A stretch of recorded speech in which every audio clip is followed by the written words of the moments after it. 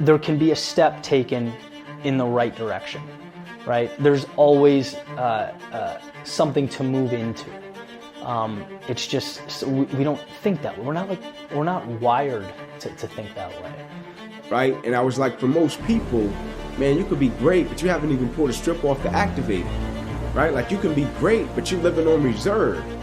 Right? You didn't empty the bucket, right? You didn't give everything you had to every aspect of your life. Like for most people, they're great professionally, but they end up becoming a public success, and behind closed doors, they're a private failure. This is one of the most powerful motivational videos with Inky Johnson and Eddie Pinheiro. Today's video is sponsored by mulliganrunners.com, the best motivational clothing brand in the world. But before that, get your motivation with Inky Johnson and Eddie Pinheiro. Empty the bucket, man, was this thing that I created just about emptying everything, right? Like everything you got, not living on reserve, right? And I'll tell you where it came from. So when I was a freshman, I had a roommate, right? Extremely talented. He's my guy until this day. Like we're super cool. That's my brother, right? But when we first got our financial aid checks, and I got like $2,500, and he got something I think close to $4,000, right? We came from similar places, similar backgrounds, similar family experience. And I was like, I'm going to the bank. I'm gonna open up me an account. I've never had this much money. And I was like, man, you need to come to the bank, open up you an account. And he was like, I'm gonna spend this, Ink. I'm gonna spend all this. And I was like, man, you wanna save a little bit of your money? He's like, no, that's the problem. I might not get this much again. And I was like, just come with me to the bank. And so I go to the bank, open up me an account. He opens up an account. He gets his card. And we go to the store, and he did exactly what he said he was going to do. Right? He started buying everything. Give me that. Give me those shoes. And we get to the counter, and the lady is ringing it up, and he gives her the card. And she swipes the card, and the card didn't go through. Right? He looks at me, and I'm like, man, don't look at me, big spender. You the baller. Right? And he was like, ma'am, can you swipe it again? And she swipes it again, and it didn't go through. And he looks at me, and I'm like, don't look at me, man. Look at her. And he's like, ma'am, the football office gave me the money. Can you please try it again? I know I got the money. And when she swiped it, it didn't go through. And as she was handing him the card back, she said to him, sir, you probably have the money, but you didn't pull the strip off to activate it. She was like, you never activated the card, right? And I was like, for most people, man, you could be great, but you haven't even pulled a strip off to activate it, right? Like you can be great, but you're living on reserve, right? You didn't empty the bucket, right? You didn't give everything you had to every aspect of your life.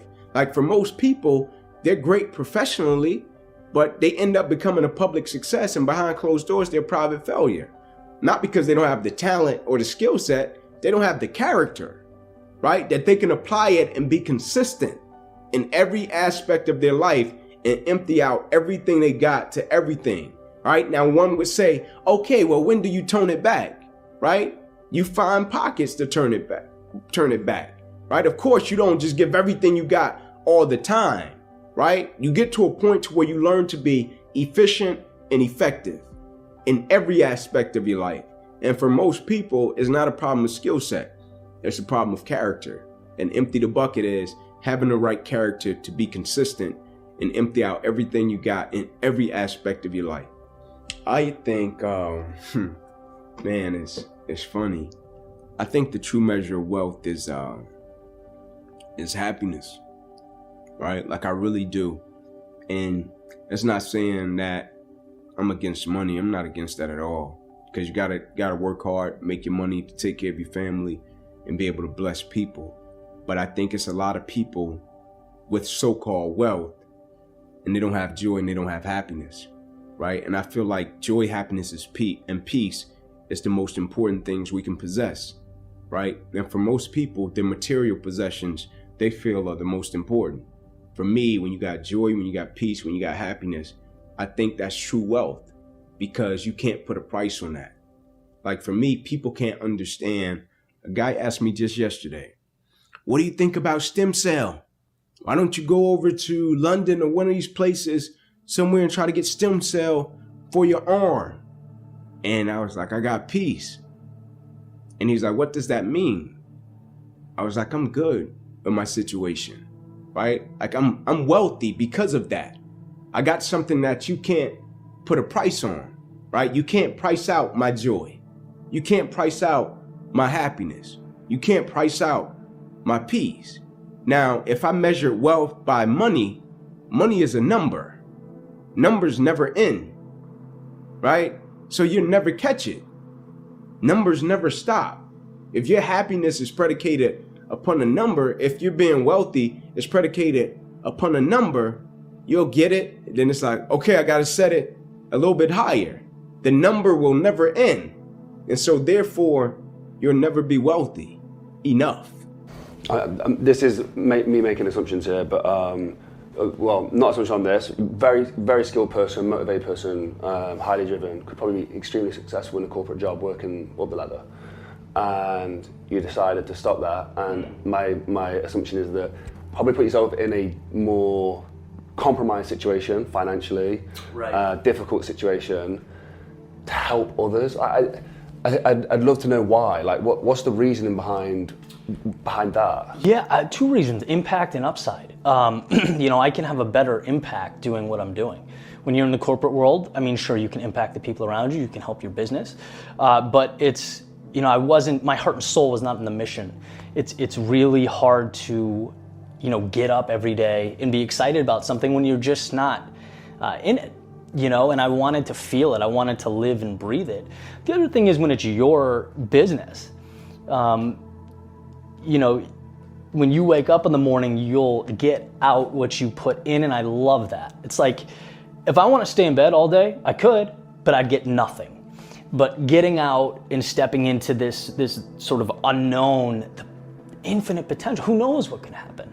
Right? And that's, evolution has been the most fun. I mean, I've talked to people, you know, gone places, I've participated in projects, done things that never really dreamed of doing, because I sort of took on that risk. And, you know, entrepreneurs know that, artists know that, everyone does in some capacity. But this, you know, 8-year journey now has certainly reinforced it.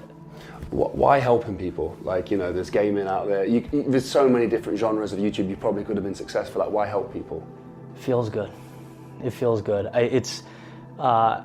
One is I love personally the idea of perspective and mindset. I'm fascinated by it.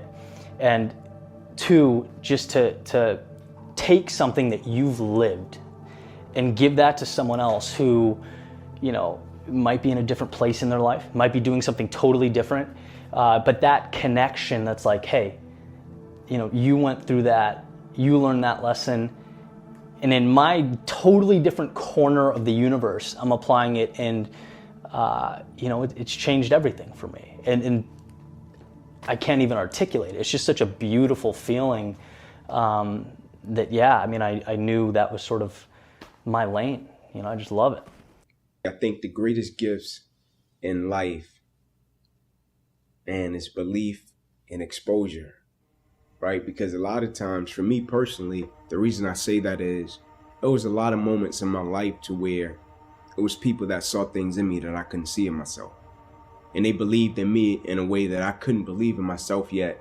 And I rented their level of belief until I got strong enough to possess my own, right? It's like when you're young and they see you, and it's like, even when you start out doing what you're doing, you could be talented, right? And somebody older than you or more experienced than you can see you and know, like, oh man, if he did this, or if he does this, man, he could be great, right? And they can come to you and say, hey kid, man, you got something. Like, you could be great, right? Like my teachers and my coaches, when they came to me and they was like, son, I'm telling you, like, you can go to college, man. Like, you really, I know you're talking about it, but your circumstances are saying different. I think you can do it, right? And when they said it, I'm like, oh, I can do it. Like, I can make it happen. Because they're believing in me making it happen, I think I can do it. So I think belief, and the reason I say exposure is because, like, I think when you show people things, that's powerful. I think exposure sparks inspiration, right? Exposure sparks motivation. Like when I was coming up in that 2-bedroom house with all those people, and I went to the other side of town with my coach, and he was like, no, you don't have to live like that, Ink. You can live a normal life, right? It changed my whole mindset. And my mindset can never go back to the way that it once was, because I have been exposed to something different, to something new. And so I think belief and exposure are two of the most powerful things that can happen to a person. The reason that I think belief is important is because, like, when you're young or when you do something and you're a novice, right, and you start out doing it and you might think you can do something with it, or you might not. You might do it and it's being driven by your passion.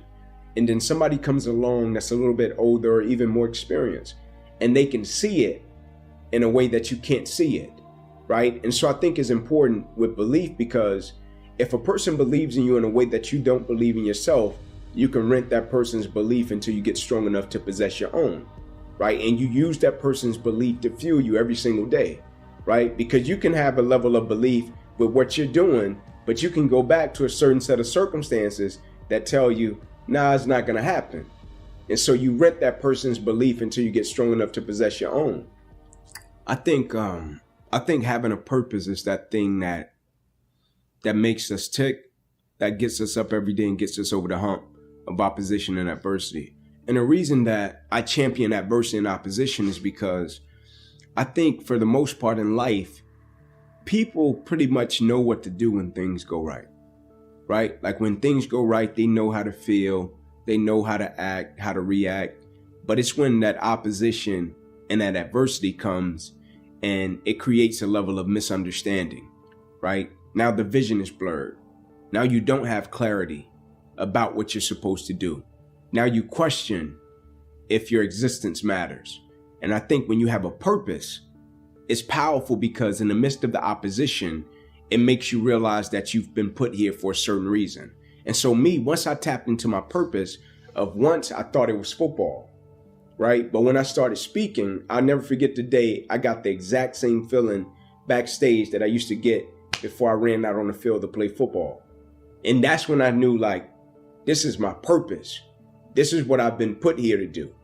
And so the opposition, adversity, the challenges, it's just a part of the process.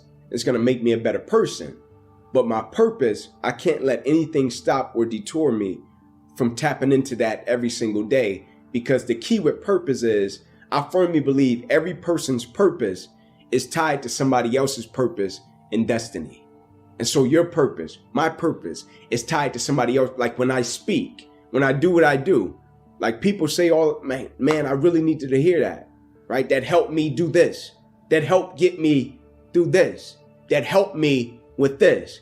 That's my purpose being tied to other people's purpose, destiny, beliefs, and dreams. That's the power and magic of purpose, right? I don't think it can be a purpose without being tied to other people's purpose, destiny, dreams, and aspirations, right? I think that's the power in it, but realizing it is another thing. Like failure at some point doesn't mean things went wrong. At some point, failure means I decided to stop, right? And there's a very big difference because you could have a catastrophic event. All this equipment could get stolen, but you could figure out a way, maybe with lesser equipment, to get to the next shoot and the next and the next and the next. So it really comes down to a decision to move forward, right? And in terms of spreading yourself thin, like too much, it's what's your value add and how do you best do that? How do you best give that to the world? Like a very pragmatic example would be people ask me a lot about like what social platforms do I post on, right? There's an infinite amount of social platforms. And, some of the advice out there is you put it everywhere. My thought is, and this is probably a microcosm of the bigger answer overall. It's like you pick the one that allows you to best be you and go all in on that. You learn about yourself, you build a community, and you find your lane, right? So if you are a great communicator, you love sitting down and having a conversation, it would be the podcast, right? If you're pictures, Instagram, videos, YouTube, and you get the point. But it's understanding you, your skill set, your value add, and how to best bring that to the world. Yeah, well, there's an idea that I think this is from the happiness hypothesis. If you took all the wealth from the top 10%, they'd have it back in X number of years, not because of their equipment or the things they have around them, but because they've acquired the mentalities and the understandings and the skills to recreate that. And so for me, it's like, yeah, I've slowly been building up, equipment in a studio and these little luxuries, but over a decade, I've learned to help people through storytelling. You can't steal that. I can't lose that. Or speaking in a way that helps people think about things differently, how to package that, how to turn that into, a scalable business.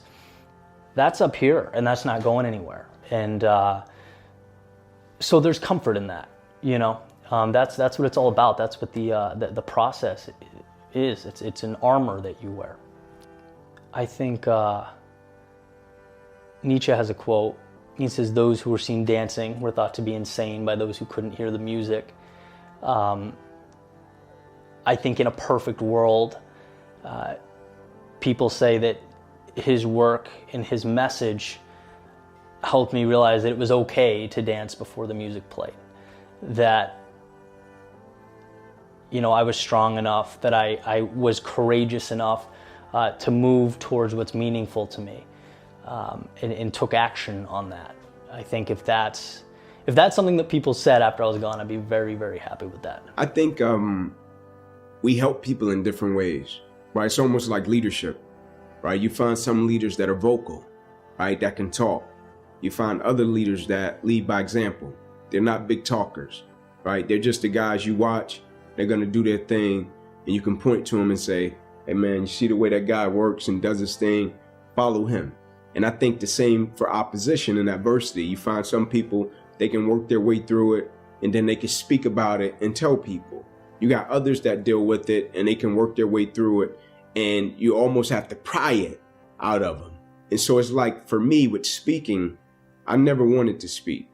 Never had any interest in it, right? Never said, "Man, I want to go across the country, share my story." I wasn't interested. I wanted to coach.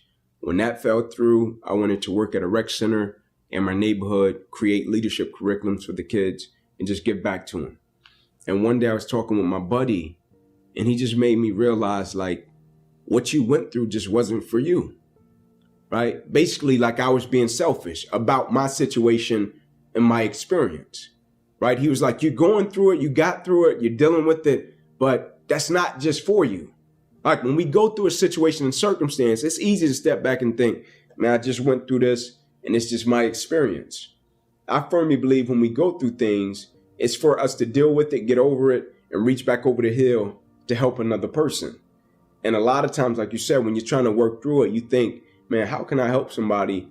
And I'm trying to get through it myself, right? And that's a great perspective, right? But when you get through it, right, maybe you can't help them when you're in the midst of it because you're processing it. But when you get over the hill, I think it's important, and I think it's vital that you reach back over the hill and help somebody that may be going through a similar situation, and you can share your values and principles with them, because that experience that we go through and we deal with is not just for us.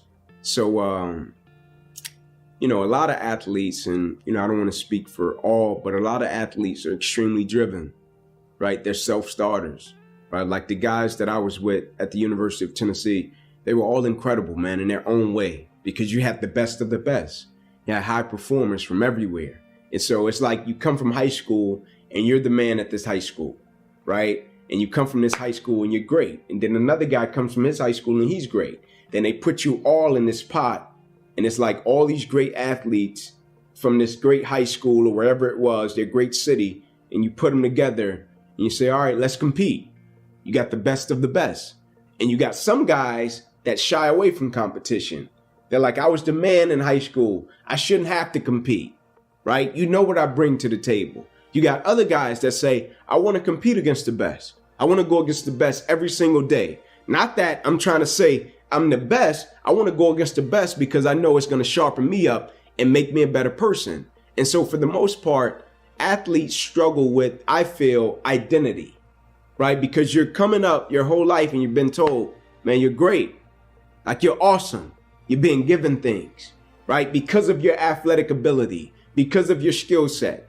And then you get to a point, if you don't make it to the NFL, or even if you make it to the NBA, Major League Baseball, even if you make it, at a certain point, it's going to end and stop, right?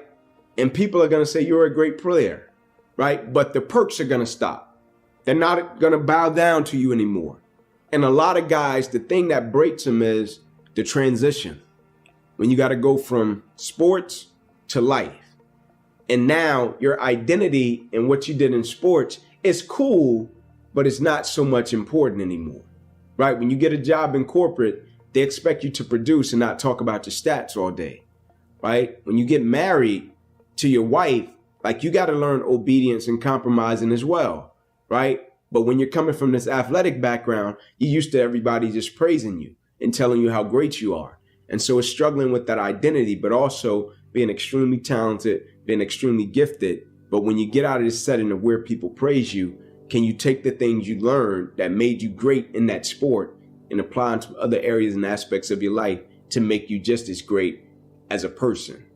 For yourself, like, do you remember those difficult moments? Like, is there a day specifically that comes up for yourself? I wouldn't say anything catastrophic, but I would say a lot of, there were times where keynotes didn't go well, and now that's a huge portion of what I do. But I remember, being backstage, sweating with the microphone and thinking like, why am I doing this? And getting through and just, learning from it and picking up the pieces and continuing to move forward. Same thing with like the YouTube space. I've worked in projects that didn't necessarily do well. It's almost like what we were talking about before. It like really is a thick skin in being able to understand, here's what I want to be, A, B, and C. And, it's not going to be most likely one crack of the bat that takes you there. It's going to be continuing to get up after the swings and misses. And, that's when I look back at the past 8 years, there were plenty. But you extract the value from them and, put it into the next step, into the next project. How do you keep the resilience, or even develop the resilience to keep going, getting up and going for another swing? It's become my identity. I burn the boats, right? So it's like, Eddie Pinero, founder of Your World Within, that's it, right? That's what it's gonna be. And when you give yourself no other option, other than to, elevate that brand and try and add value to as many lives as possible, it's all you can think about, right? You were asking, what do you do for fun? And it's like, even in my free time, I'm daydreaming about different things to create, different ways to articulate messages. It's just, I love it. And so there is really no plan B. And for me, that's made all the difference. And it's been sort of, it's gotten stronger and stronger and stronger, over the years, where everything is now consolidated into this. I think societally, victimhood is becoming the currency. And I think it's an incredibly dangerous game to play, and I see it the most on TikTok. Not to generalize, but it happens to be where, you see people truly reaching out for attention, pointing about, or, projecting out at the world for being wronged. And it's like, I don't know your situation. I couldn't place myself in your shoes, but what I can tell you is that there's no value ever in pointing out and blaming at the world. It's what can I do to fix the situation? It's like Will Smith's comment, you can't control where you started, but you can always control where you go from here. Ambition, personal responsibility, personal agency will change your life. The issue is that it's harder. It's harder to look in the mirror, to point in, to say, all right, what can I do differently? That's never an easy question. But I think it's, when that light bulb went off for me, it had a profound impact on my life, right? It's not your boss. It's not, this person, that person, this person. It's you failing to navigate around what's in front of you. So Eddie, how can you step up and build something with these pieces, you know? And so when I think of ambition in today's day and age, I just think a lack of understanding, just because it's so easy to point out and it's rewarded. And whether the pendulum swings back, you know, I hope it will, I think it will. But I think that message is incredibly important in today's day and age. So yeah, taking ultimate accountability, like how important it is to be accountable for your actions? Everything. I mean, you don't control the car when you're riding shotgun. You just don't. So, you know, if you want to change your situation, you have to drive and you have to assume the risk, you know, and the responsibility and some of that stuff that's difficult. But again, that's the only way to get where you need to go. It's almost like, I think a black and white way to put it is, unless you are saying, what can I do better, you're powerless, right? I think it's that simple. By pointing at anyone or anything else, you are removing your greatest superpower, your ability to do something about it. And then back to the point of victimhood, like, so we were speaking about this the other day, there is a social currency in being a victim or going through traumatic experiences, but on the flip side of it is some of the greatest motivational and inspirational messages we've had is people sharing those moments of trauma and saying how they got through it. How do you navigate, you know, not using it as a social currency now that we're at this point of social media, but also reaching over the hill and helping people back over with that story? Well, I mean, those speakers are perfect examples. You know, you take, you know, Inky Johnson, for example. He could have easily dwelled on his unfortunate situation, but no, he turned it into a message that inspires millions of people. Hey, I was down and out. I lost everything. I thought my life was over, but I turned it around, and you can too. You know, and you're right. You always have to be. It's never about minimizing trauma, because again, I don't know what people have been through, and we've all been through some horrific stuff. Some people, you know, things I can't even imagine. The fact still remains at that point in time, whatever it may be to better your situation, there can be a step taken in the right direction, right? There's always something to move into. It's just we don't think that way. We're not wired to think that way. You know, what can you turn that unfortunate situation into, because there's something there. Thank you so much to Inky and Eddie, some of our greatest motivational speakers that we've managed to speak to, people in this world who we have followed for years and years, and now we get to work with them and listen to their motivation and share it with you guys. If you gained something from this, please share it down below, comment down below, and go follow Inky and Eddie with the links down below as well. Today's video was made possible with mulliganbrothers.com, the best motivational clothing brand in the world, where you can now get the Rise and Grind and the Hardest Worker in the Room t-shirts. Guys, thank you for watching. If you enjoyed the video, please comment, like, and subscribe, and I'll see you in the next one. Peace.